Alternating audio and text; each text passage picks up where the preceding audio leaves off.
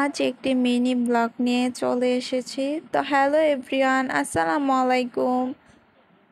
I hope আপনারা সবাই অনেক বেশি ভালো আছেন অ্যান্ড সুস্থ আছেন। তো এখানে আমি আজ মুখি দিয়ে কই মাছ রান্না করব। তো কই মাছগুলো ফ্রিজ থেকে নামিয়ে ধুয়ে এখন অল্প করে লবণ দিয়ে দিয়েছি। এখন দিয়ে দিয়েছি পরিমাণ মতো হলুদ, তারপর মাখিয়ে নিচ্ছি এগুলাকে। তো আমি মাখিয়ে নেওয়ার পর কড়াই দিয়ে দিয়েছি চুলায়। এখন দিয়ে দিচ্ছি সয়াবিন তেল। তো সয়াবিন তেলটা গরম হলে আমি দিয়ে দিচ্ছি এখন কই মাছগুলা। আর আমার ব্লগটি আপনাদের কাছে কেমন লাগে অবশ্যই কিন্তু কমেন্ট করে জানাবেন। তো এই তো দেখতেই পাচ্ছেন আমি কই মাছগুলা দিয়ে দিচ্ছি। আর আমার চ্যানেলে যে এই ভিডিওটি নতুন দেখতেছেন তার কাছে রিকোয়েস্ট থাকবে যে আমার চ্যানেলটিকে অবশ্যই সাবস্ক্রাইব করে দিবেন। আর যারা আমার চ্যানেলে আগেই সাবস্ক্রাইব করেছেন তাদেরকে অসংখ্য ধন্যবাদ। তো এই তো আমি মাছগুলো ভেজে নিয়েছি, এখন উঠিয়ে নিচ্ছি একটি বলের মধ্যে। মুখিগুলো আম্মু আগেই কেটে দিয়েছে, এখন আমি জাস্ট ধুয়ে এগুলো রান্না করব। তো এটা ছিল প্রায় 2-3 দিন আগের ব্লগ। তো আজ আপলোড করতেছি বিকজ আমি একটু বিজি ছিলাম, যার কারণে ব্লগগুলো রেগুলার আপলোড করতে পারছি না। আর দেশের যে একটা অবস্থা গিয়েছে আপনারা তো ভালো করেই জানেন।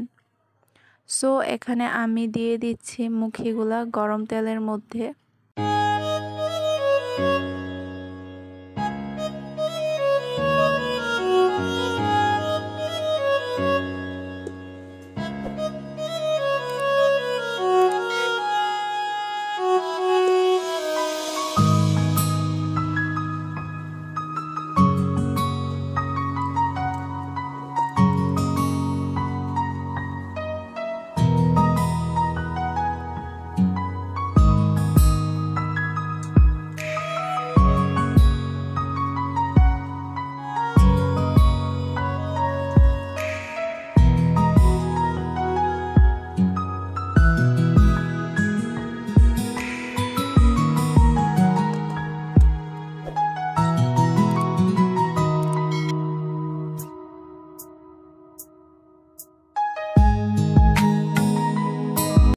আপনারা তো দেখতেই পারলেন আমি হালকা করে হলুদ আর লবণ দিয়ে মুখিগুলা ভেজে নিয়েছি। এখন পেঁয়াজ কুচিগুলো দিয়ে এগুলাকে লাল লাল করেছি। এখন দিয়ে দিচ্ছি এগুলাকে নাড়িয়ে রসুনের পেস্ট পরিমাণ মতো, তারপর একটু পানি দিয়ে দেব অল্প করে।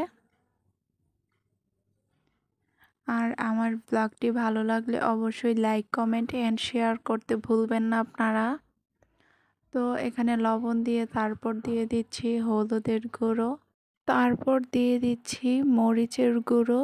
এখন এগুলাকে একটু কষিয়ে ভেজে নেব। এই তো আমি এগুলাকে বারবার নাড়িয়ে নিচ্ছি বিকজ কড়াইতে দলা পেকে লেগে যেতে পারে নিচে। মশলাগুলো পুড়ে গেলে তো একটুও ভালো লাগবে না। তো যাই হোক, এখানে আমি দিয়ে দিচ্ছি ভেজে রাখা কই মাছগুলো। আর আমি কিন্তু দিয়ে দিয়েছি ধনিয়ার গুঁড়ো। তো এখন আমার কষানো শেষ, আমার রান্না প্রায় হয়ে গিয়েছে। তো এখন দিয়ে দেব পরিমাণ মতো পানি, তারপর বলক আসলে দিয়ে দেব মরিচ। তো আমার মনে হয় না যে আপনাদের সাথে এত কিছু শেয়ার করি বিকজ প্রায় কম বেশি সবাই মুখে রান্না করতে পারে। তো আজকের ব্লগটা এই পর্যন্তই। সবাই ভালো থাকবেন, সুস্থ থাকবেন আর আমাদের জন্য দোয়া করবেন। আল্লাহ হাফেজ।